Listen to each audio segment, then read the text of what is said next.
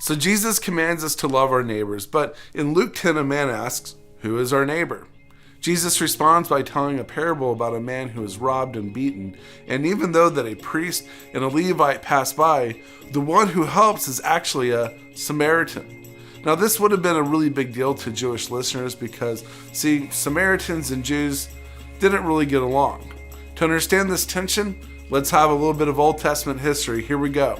So the holy nation of Israel was once one unified nation. Think of King David and King Solomon who reigned in their glory.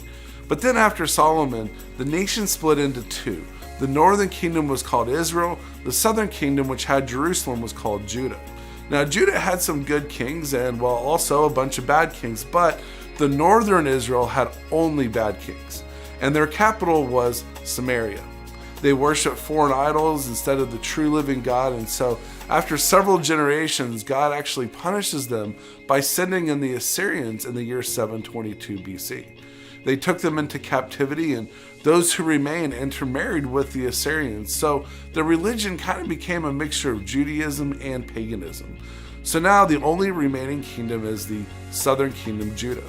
The Jews looked at their northern brothers and saw how God punishes unfaithfulness. Now, you would think that they would have learned, but actually they too rejected God. And so in the year 586 BC, God exiles them to Babylon. The difference is that they were allowed to return to Babylon after 70 years. They came back with this puritanical belief to have nothing to do with the people around them and to obey God fully, especially stay away from the Samaritans.